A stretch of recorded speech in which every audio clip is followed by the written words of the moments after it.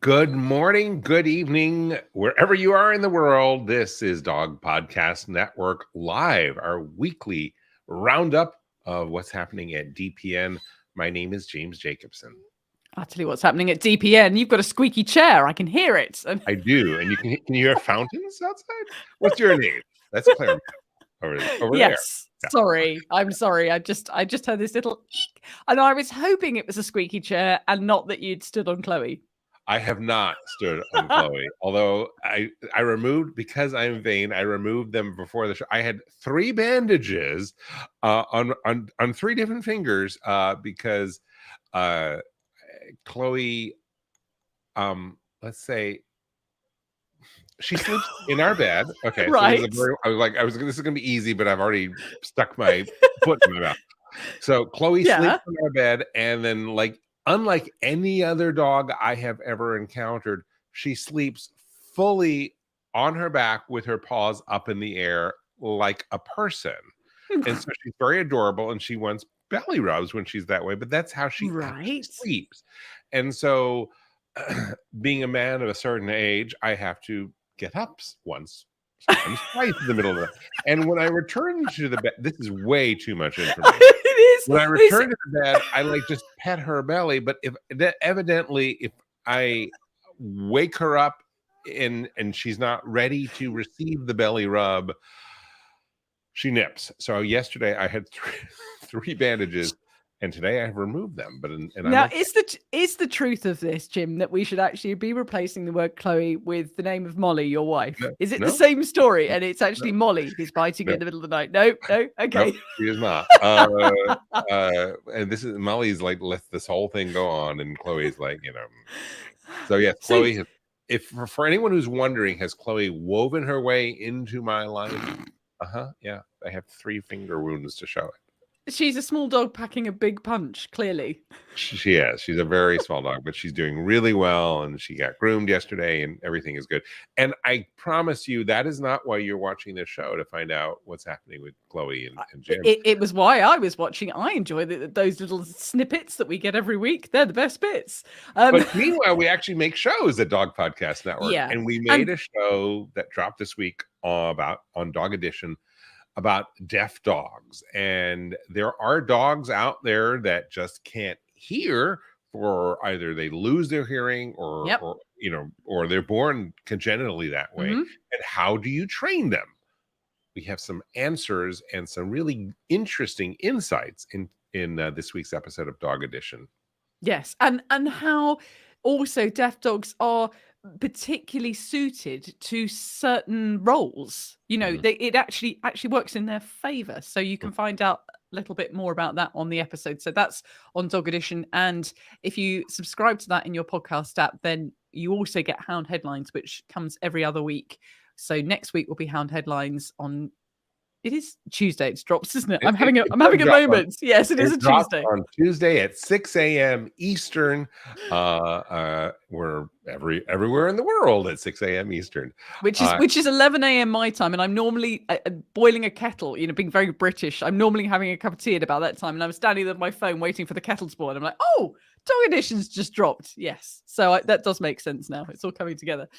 Now, Dog Cancer Answers this week is about a future treatment for dog lymphoma, which is of particular interest if you live in Australia, New Zealand, or in Texas, which makes Texas sound like a country. But no, if we are aware, it's not a country. It's a big state. Yeah, because they're doing clinical trial studying the drug, which is called, Jim, because you're going to say it right now, I might not.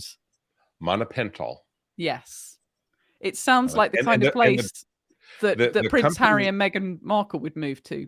Monopental. Yeah. The company that makes it is a guest on this week's episode, and they've gotten in touch with us to thank us for being on the show. And they said that, my gosh, so many more people from all over the world are learning about this and are reaching out to them and reaching out to their veterinarians. So it is a really interesting conversation. So if you have a dog who has lymphoma, you should check it out, and that you can find that at dogcanceranswers.com or in the show notes for this little live. You can go to find all our shows at shows.dogpodcastnetwork.com.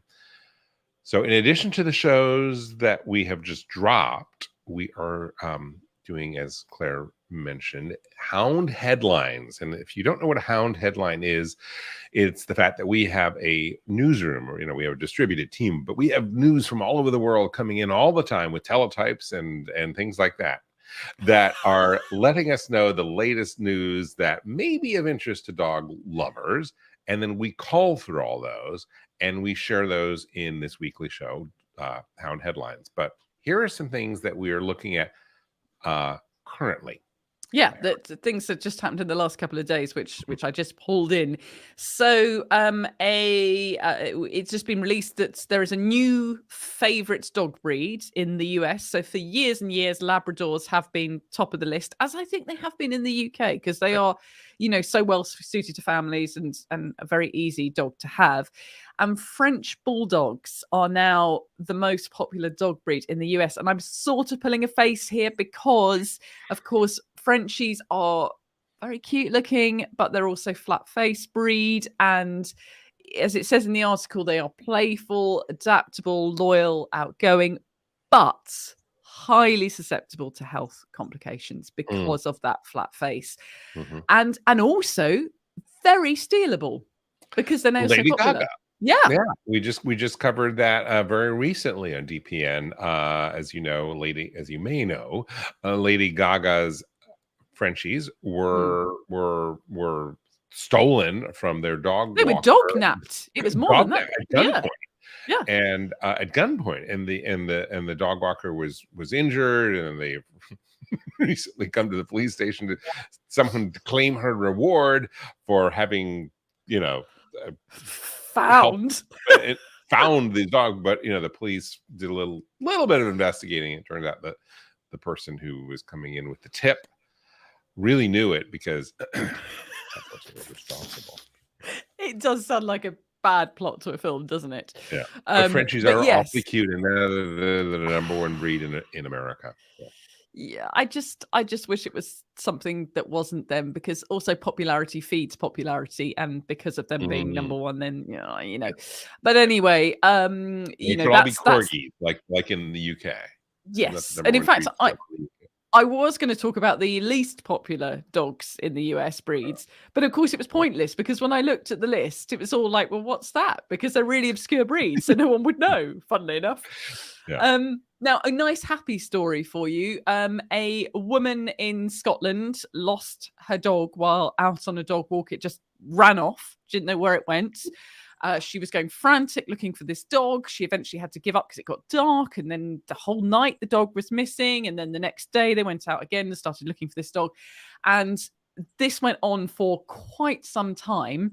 Somebody tipped her off and said to her, there's a dog maverick in the local area who is a lady called Hazel. And Hazel tracks dogs who have gone missing. So she came out to look for Ronnie, this dog who had disappeared, who's a Yorkie Shih Tzu cross.